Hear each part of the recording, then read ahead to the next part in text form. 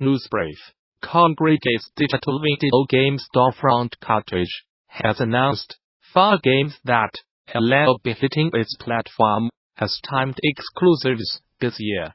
Storefront exclusivity has been the weapon of choice for the numerous new PC game shops that have popped up in the last few years, with other platforms like the Epic Game Store, a Discord marketplace, penning deals that encourage devs to skip Steam, though sometimes only temporarily, in favor of their own stores. To that end, Kartridge has announced that Gamasutra to return to Dust, Hill is Other Demons, Sword Souls, Never Seen, and a yet untitled Wonder Part sequel are all hitting Kartridge as limited time, premiering on Kartridge exclusives. In a press release, the company notes that this first selection is a slight nod to Congregate's origins as a purveyor of Flash-based games. These games are outside of the Wonder Part sequel, due to launch in the second quarter of 2019. Blizzard has extended its publishing deal with NetEase, so the tech company can continue distributing its games in mainland China.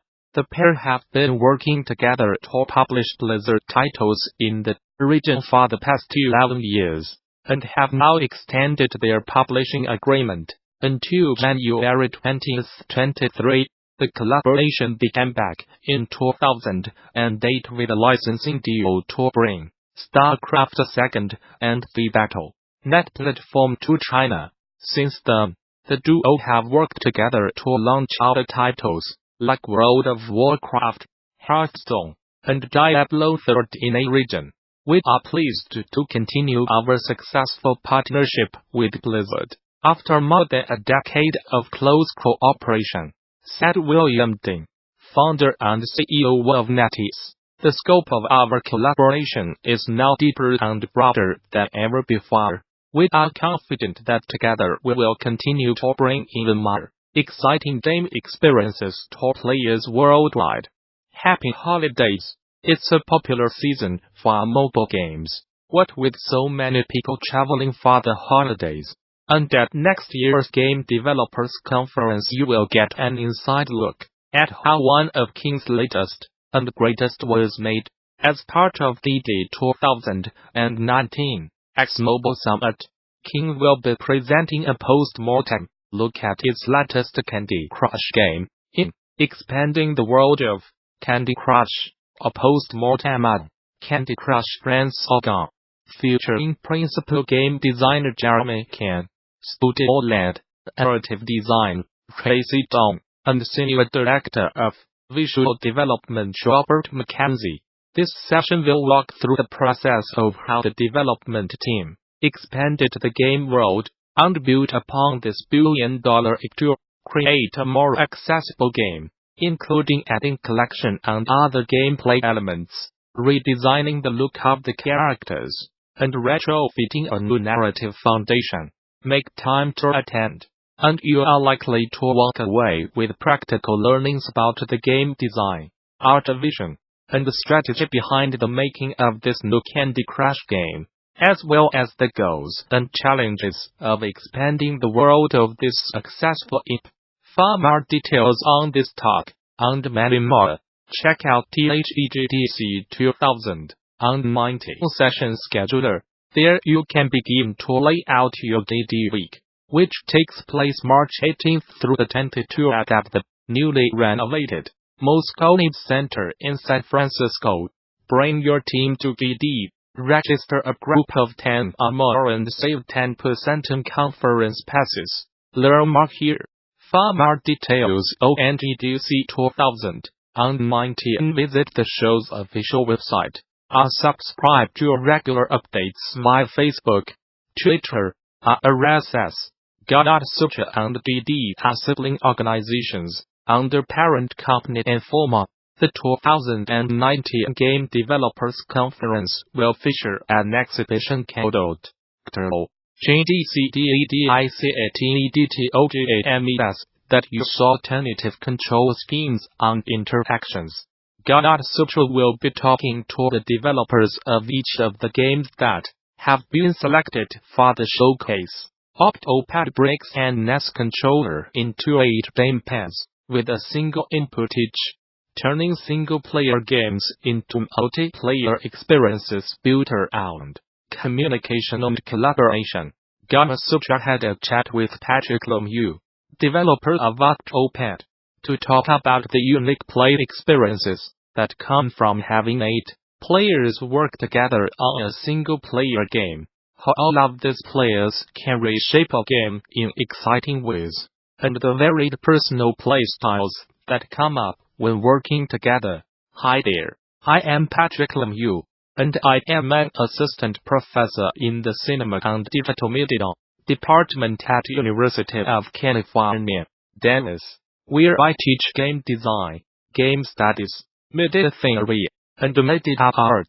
My academic research involves both writing about games as well as making games, and the Octopad is one of several projects I made after publishing Metagaming, a book co-authored with Stephanie Bullock about the games we play on, around, and through video games.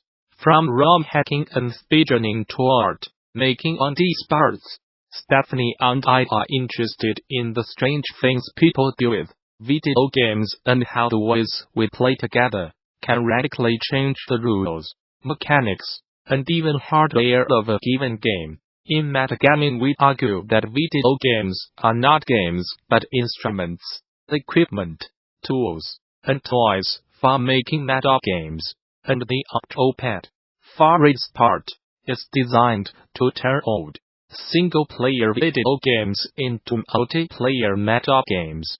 The Octopad is an alternative interface for the Nintendo Entertainment System that transforms classic titles like Super Mario Bros., The Legend of Zelda, and Tetris, Noid, Gremlins 2, and Hatches into cooperative puzzles and parties by dividing buttons up between 4 to 8 people.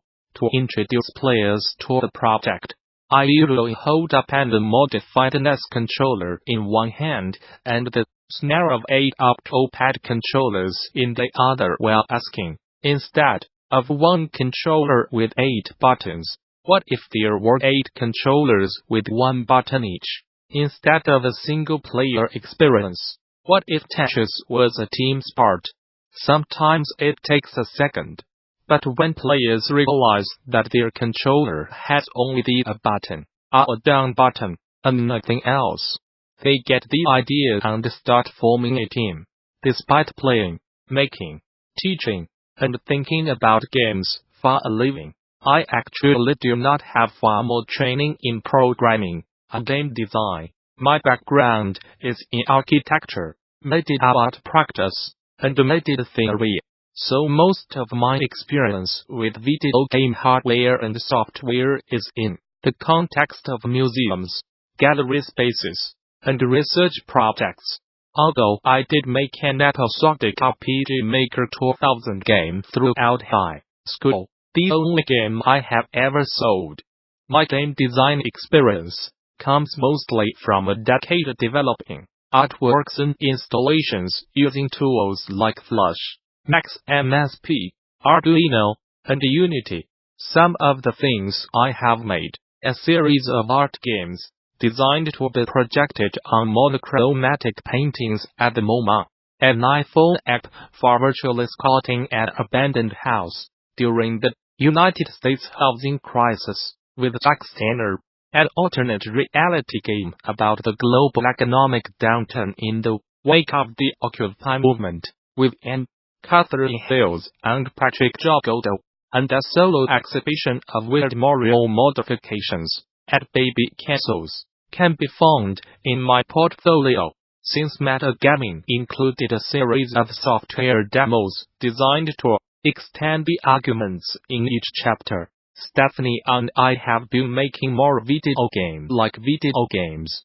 This year, we have been cleaning them up and posting them on itch.io. For example, we recently released Footnotes, a 3D platformer featuring procedurally generated pastel landscapes, littered with hundreds of footnotes from the book, Intervals, a short puzzle game that visualizes strange spaces from the original Legend of Zelda as Donut Sunspheres, ambiguous strips and climb bottles. The Octopad sits alongside this software as mood, marking like work being exhibited in festivals like CTRL-GDC.